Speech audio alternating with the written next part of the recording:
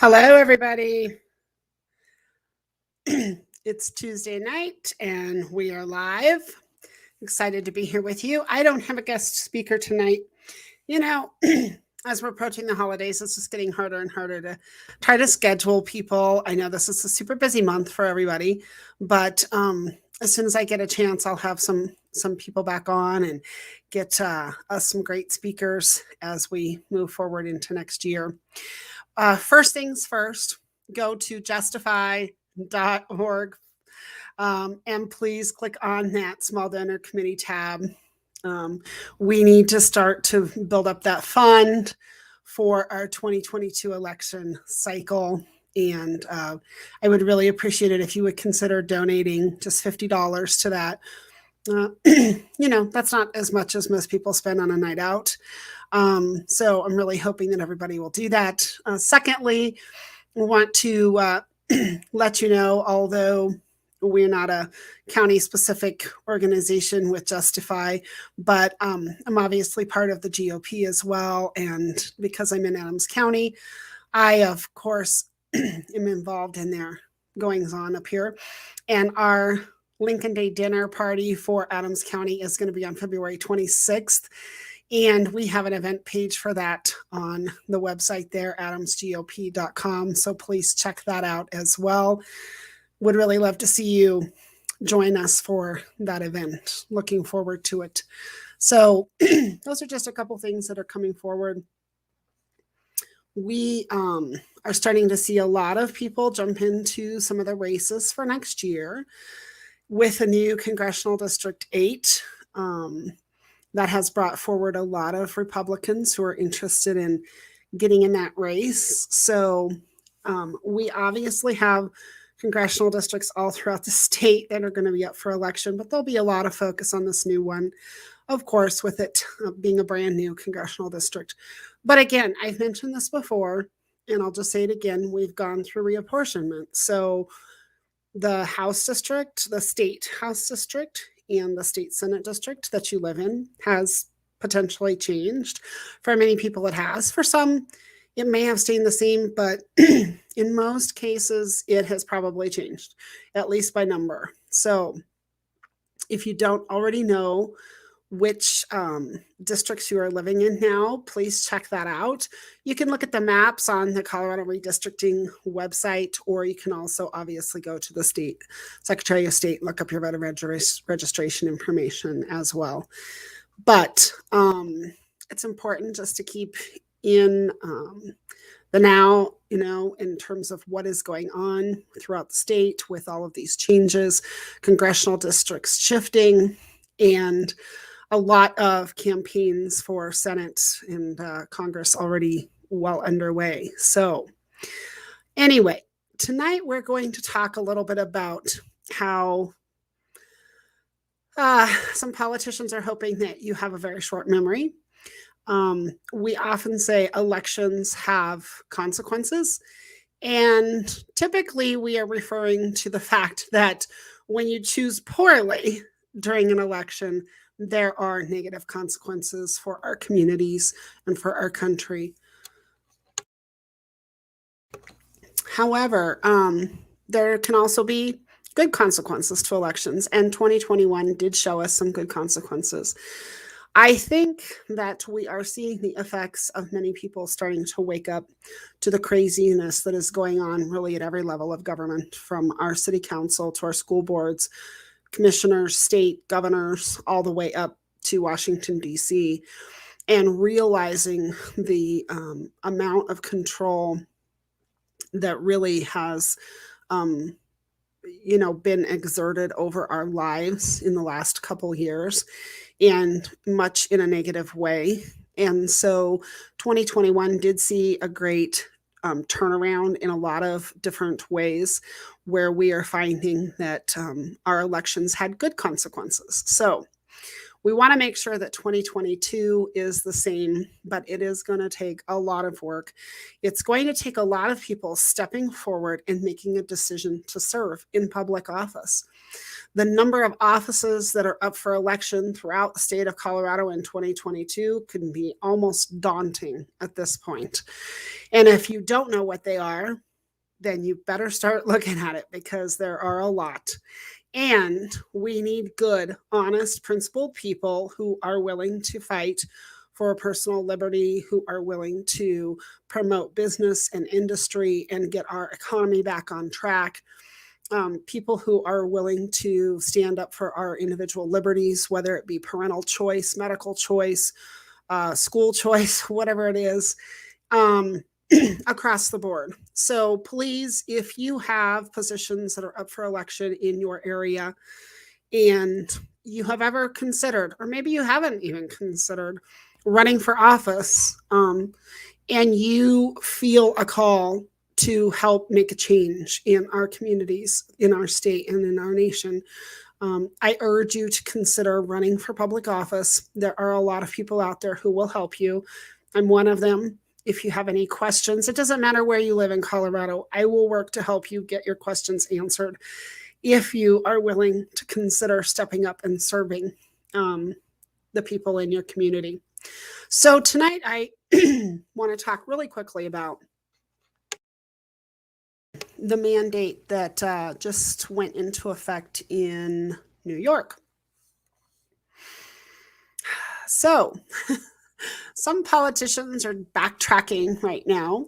And we're going to talk a little bit about Governor Polis and all of his backtracking that he's doing right now tonight. But in New York, the governor is just hell-bent toward the left and complete tyranny. She has now put a mandate into effect requiring children ages 5 to 11, and you might hear me choking up a little bit about this because I just think it's an atrocity, be vaccinated to enter businesses, public places. So if you want to take your child who is 6 years old to McDonald's to get a Happy Meal, you have to go inject your child first in the state of New York. Now, there are many counties throughout the state that are arguing and saying they won't be enforcing this. But unfortunately, we do have so many people really throughout the country who are blindly following along with taking away the rights of others. Many of these people are the same type of crazy people who will say that a woman has the choice of killing her infant, under the guise of it's my body, it's my choice. But these are the same people who will tell you you have no choice over getting a shot of a basically still experimental drug in your body or putting that in your child. So please, folks, look up, wake up, look around and see the illogic of this. So when I read things like this about New York, I know that here in Colorado, it might be easy to say, well, that's New York. They're crazy, or they're totally blue state or whatever. We are not that far from that, you guys. We are not. And we have some people who have already done a lot in the state of Colorado to infringe on our civil liberties. So don't allow the things that are going on throughout the country to be desensitized for you. Don't allow yourself to desensitize yourself to the things that are happening throughout the country that are clear, absolute clear indicators of the destruction of our constitutional rights and the demise of our nation and our government as we know it. We need to be we need to be thinking about people in New York just as much as we are people right here in Arvada or Glenwood Springs or Sterling. There is no boundary when it comes to protecting other U.S. citizens and our overall way of life in this nation. So please think about all of these things that are happening and how you can take action and what you can do to help with them. But more than anything, recognize the signs of what is coming to start to spread like a disease throughout this nation. So, my title tonight is that some politicians hope that you have a short memory. And Governor Polis is one of those politicians who is probably hoping that you have a short memory. Governor Polis is up for election in 2022. So if you absolutely love everything that's going on in Colorado and all of the things that he has done to protest our industries here, demolish our economy, harm our oil and gas, infringe on our personal and civil liberties. If you like the fact that he's accessed the budget outside of the realm of his authority, if you love all that stuff, well, then great. Here's your chance to vote for him again. If you are sick and tired of that, then here is your chance to put an end to this. I just really get upset. I read the article, and of course it's on social media and it's on all kinds of places, right? But headline reads, Governor Polis leaves mask mandate to local offices, said the state shouldn't tell people what to wear. Well, yes, that was an intentional long pause so that you could digest that garbage. He is stating the emergency is over. He explains that, because of people becoming vaccinated and a number of different things, that he thinks the emergency is over and that we can then push back mandates and those types of things to local levels. Great. That's wonderful. I think that is, like I said, it's a pile of garbage because clearly this man has no respect whatsoever for localized government control, for individual liberty, or any of those things. However, right, he is up for election. And of course, he doesn't want you to remember how he had a 30-day emergency for a year and a half, or how he misused the state budget during that emergency without authority from the legislator, or any of those kinds of things. Oh, and by the way, he did also mention that he has no sympathy for anybody who is unvaccinated, who gets COVID and may end up with some type of life-threatening illness over that. Basically said, in short, that people deserve what they're going to get if they end up with COVID. It is so disheartening to see a public figure actually almost wishing harm upon people because they choose not to agree with him. They choose not to allow themselves to be forced into doing something that they don't feel is right for their own health. It is just absolutely pathetic to hear a governor say that he has no mercy for people who are ill. I just wonder, would he have the courage to stand up and say he has no mercy for people who contract HIV or hepatitis, who are having unprotected sex? Would he stand up and say he has no mercy for people with lung cancer if they happen to smoke? Would he stand up and say he has no mercy for people with diabetes who are suffering from the ills of diabetes, such as blindness or things like that? Would he say, oh, well, you deserve that because I saw you eat a piece of pie last week?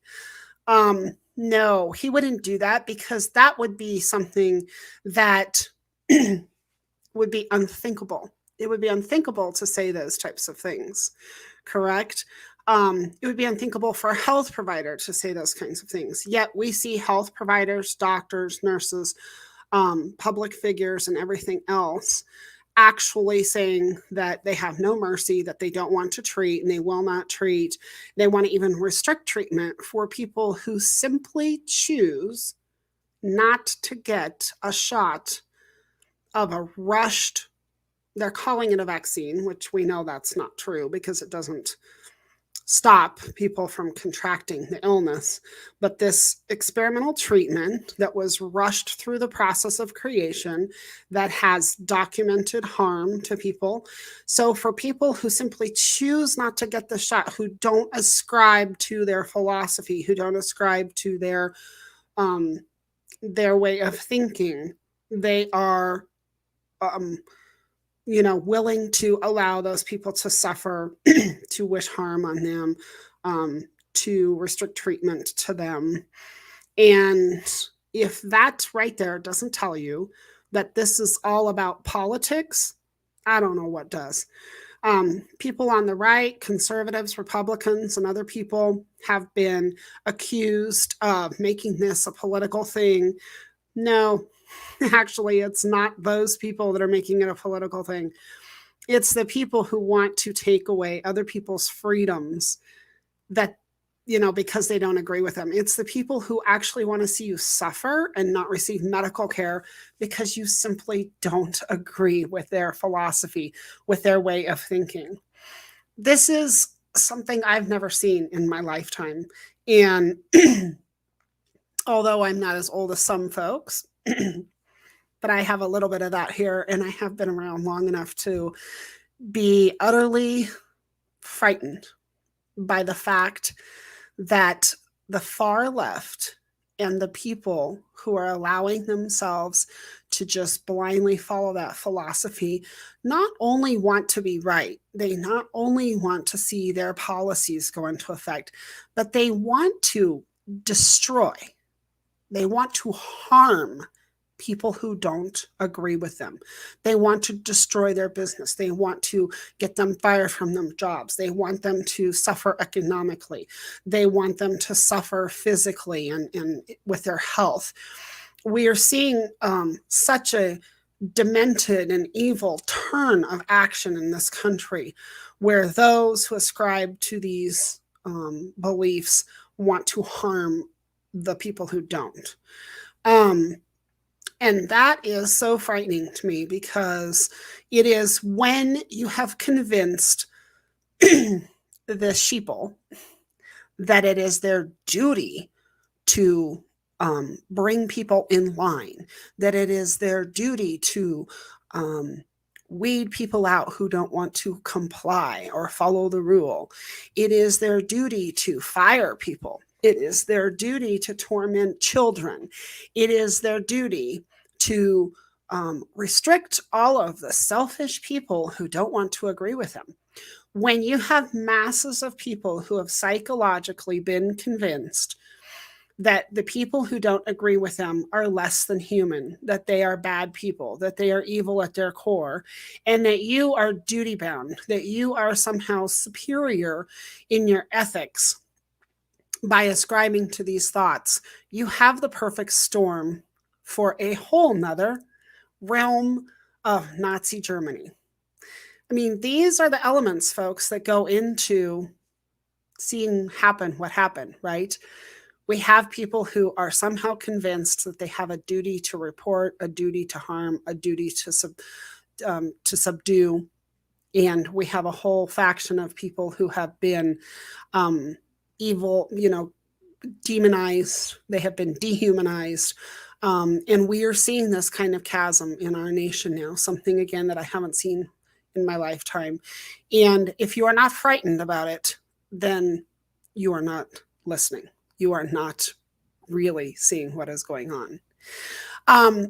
So yeah, Governor Polis really hopes that you will forget all of the stuff that he did, the ongoing 30-day emergencies, all of the misuse of power. Also, another thing I want to talk about that he did that I hope people are not forgetting. So in 2018, Proposition 112 was an oil and gas proposition on the ballot and was voted down. And it was a ballot initiative that would severely restrict oil and gas. And the oil and gas industry and the people who are fighting for this, they spent millions to the tune of about $40 million fighting that measure.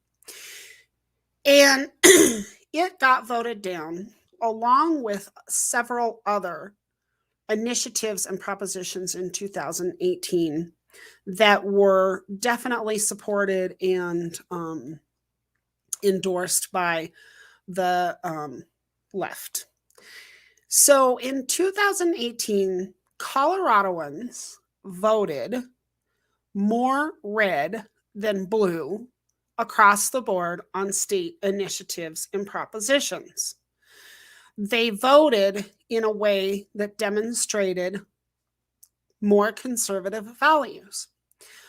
However, when it came to voting for politicians, representatives, legislators, governors, whatever it might be, they voted blue. They voted to the left. What this tells me is that we have a large proponent of people that don't understand how things work. They were confused, or they were lulled into believing that the people they voted for would actually support the initiatives and the things and the ways in which they voted on all of the other ballot initiatives. You can't vote for people who don't agree with you and expect them to support the things that you are saying that you believe in terms of the propositions and initiatives.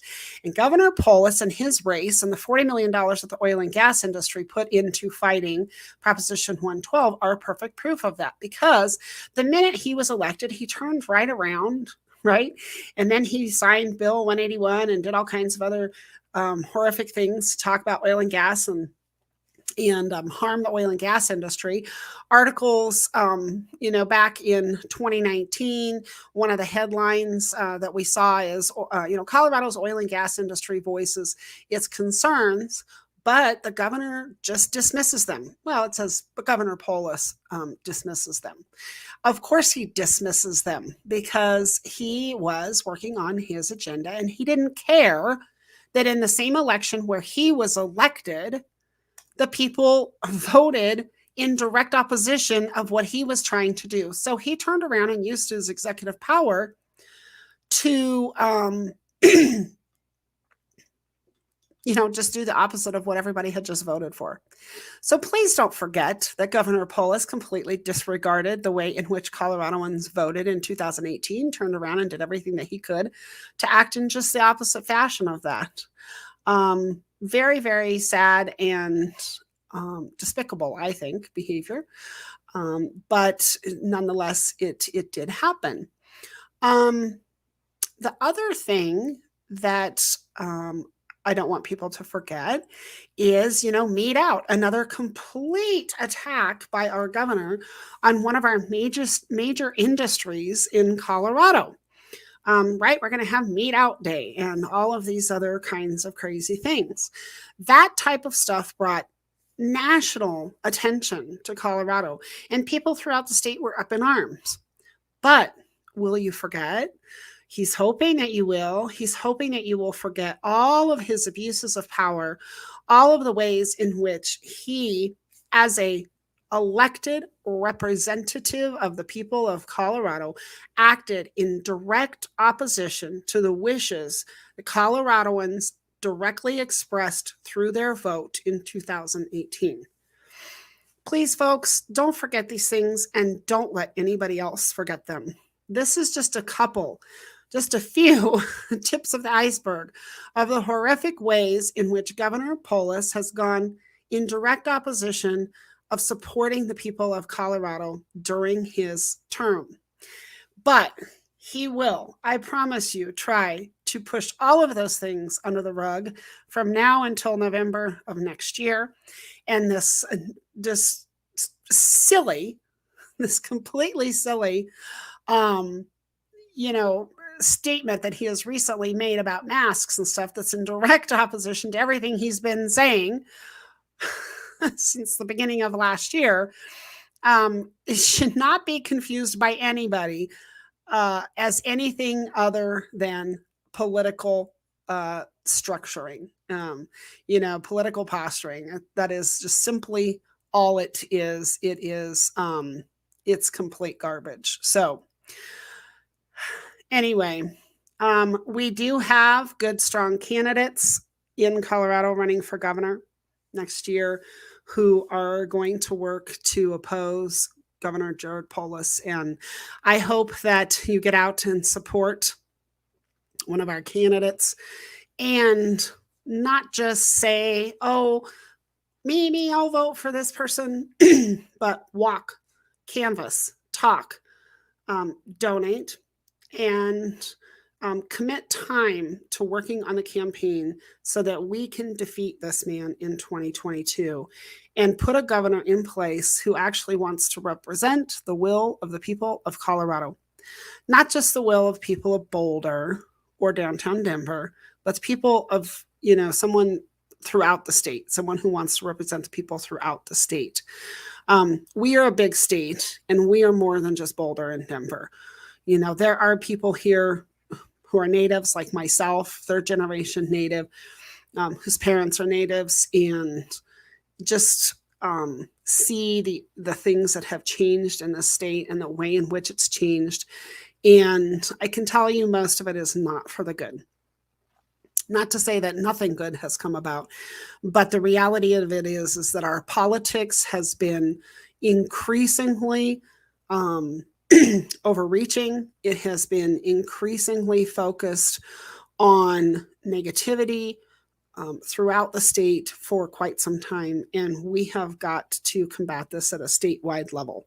So everybody, again, right, from Steamboat Springs to Lamar, over to Durango, and up to Eaton, you have got to be on this for 2022. We have got to come together from every corner of this state and find a way to make sure that Governor Polis does not succeed in getting people to forget, to have a short-term memory about all of the harm he has caused in this state. Well, we are almost at about 30 minutes, and that's just about as long as you're going to want to listen to me talk, but this was something I wanted to talk about tonight. Not really the format. I always appreciate having a guest speaker on and being able to talk about a topic that I know is of a lot of value to folks, although I do think this is an important reminder for everybody to step up our game as we go into 2022 and our statewide elections. But anyway, I'm actually going to cancel the broadcast for the next 2 weeks. Next week is Christmas week. And the week after that is one of those weeks where everybody's recovering from Christmas and trying to figure out what to do before New Year's. So we're going to skip those 2 weeks for this broadcast. And I hope that everybody has a blessed, Merry Christmas and a wonderful holiday season. If Christmas is not what you celebrate, whatever it is you celebrate, I hope that it's wonderful and that you have a great time with your family. For me, I will be celebrating Christmas and enjoying the holiday with my family. I hope that everybody finds the next 2 weeks a time of reflection and a time to gear up for 2022. So I will return on January 4th for our next broadcast. And I am working on getting our guest speakers back in line and some of our topics. I'm hoping that if I can convince people the holidays are over and it's time to get back to business, that we will get some great topics coming up. So as my last reminder of the evening, I'd just like to ask you one last time, please go to Justify, that's JUSTDEFY.org.